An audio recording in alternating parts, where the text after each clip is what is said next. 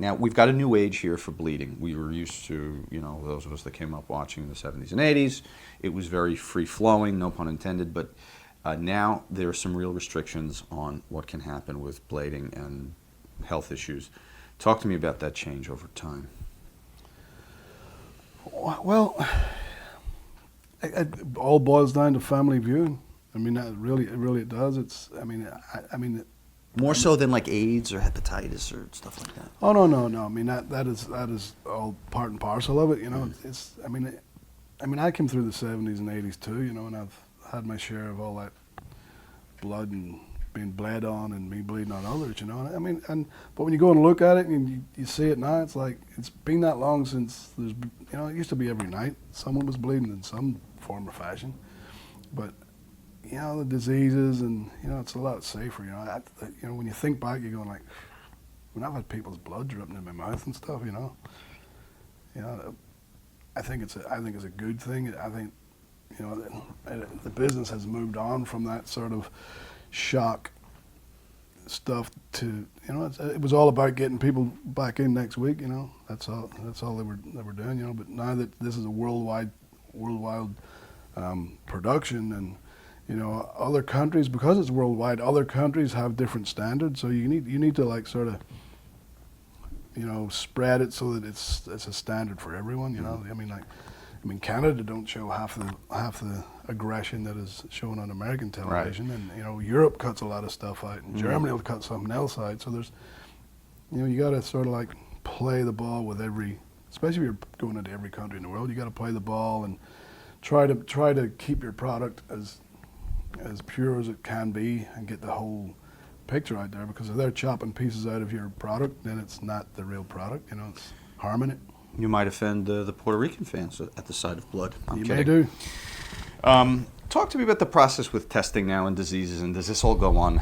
Is there a file somewhere in Laurinaitis or whoever's office where if somebody does have hepatitis, that it's there on a folder, on your employment folder, and it needs to be reported, and you say, no, you can't bleed with this guy because he's got that, can't bleed with him because he's got that.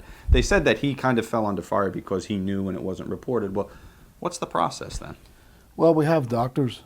It's not down to, John Laurinaitis. Everybody's tested, everybody's tested, their heart's tested, impact testing, which is, for concussions and where you stand mentally after a concussion, and, if they do this test, and they do it in football too. If you don't come to the standard you were when they tested you, then you're not going to be able to wrestle. So it's really treated like any sport. But we have two doctors, or they have two doctors on SmackDown and Raw, and they have all the files. It's all on computer, and it's everything that's wrong with anyone is on file from the doctor. So a writer or an agent or whoever's responsible for a finish or what's going to go on in the ring would have to check with the doctors, or maybe would know already that this guy, we shouldn't send him off the top rope because there's an impact issue. Or... Yeah, and they won't get back in the ring until the doctor has checked them out and made sure that they're physically well enough to do that. Concussions are a big thing. Yeah. They're very, very strict on getting your bell rung, and you're rushed to the doctor and you're doing an impact test that day or the next day. So it's very, very strict.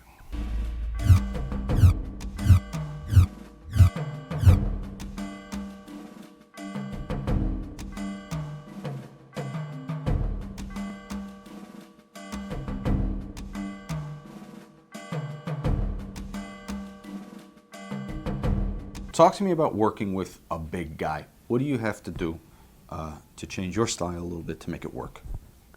I don't think I ever really changed my style. I think what you have to do is tap into what's in them and drag it out of them, and that's basically what I've done all my career. Is like get in the ring with people who have potential, but you got to dig into them and drag out what's in there that they probably don't know that's in there. Sometimes you got to rough them up. Sometimes you got to like challenge them mentally, but it's all out of physical, dragging stuff out, because you got to get their head straight. You got to get them, okay, this is not just another day.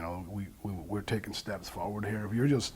If you're not moving forward, you're not going anywhere. So it's got to be, and Lashley was he was a great athlete too. I really liked being in the ring with him, and I liked him as a person. And it was good to see someone start to climb and start to, get better and have more confidence in the ring. Not that he was intimidated in any way, but you gotta tap into them mentally and physically and drag out what I know was in there. They may not even know they've got it, but you gotta sort of, you gotta shake the cocktail to make it taste good. So Was he receptive to such growth? yeah, absolutely, yeah. He wanted it, and that's it makes my job even easier. If they want to go places, all right, jump on the back. We'll go on a journey.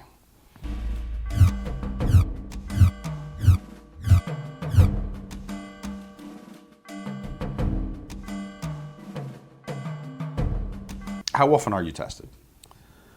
You're tested for sure 3 or 4 times a year, and it's just random. They'll come to live events, they'll be at TV, whatever, but it can be a bit of a pain in the rear end, to be honest with you. Not because, I've never taken a drug in my life. I've taken a bit of alcohol in my time, but what you do once you're called in, okay, your name's on the list. Hey, and you don't know this, so the referee will come up. Your name's on the list. You got to go into this room, and now you got to go and pee while they watch you and all that. But you may not be ready to pee, Right.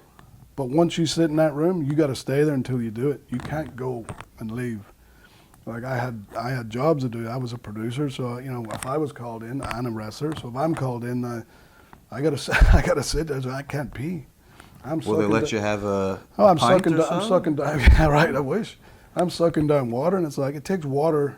It takes it like 45 minutes to start coming through you, believe it or not. So but if you leave, that's a violation of the drug test. It's a pain in the backside. Prior to this, what was the policy? Because I was under the impression that there had been a drug testing policy since 1992 when they first instituted one. They publicly touted that it was, the Olympics policy that they were using in the toughest in blah, blah, blah, all sports, tougher than the NFL. But now we're hearing another announcement. So prior to February 27, 2006, what was going on? I think WWE had a policy, but I'm not sure what happened to it, whether it fizzled out or whatever. I really don't know. I wasn't there at that time. But this one they've got now is, and rightly so. I think it's safer for the company for one, and the talent. We've had enough mishaps and misfortunes in the business without letting all that go. But it's a strict. As I say, everybody has their heart checked, once to twice a year. Impact testing for concussions, random drug testing. It's all legit, and it's all these doctors will show up and they'll explain to you what they're doing, and they'll tell you if you got anything wrong with your heart, and it's. I like the policies myself. I think they're very help the talent and the safety and health wise.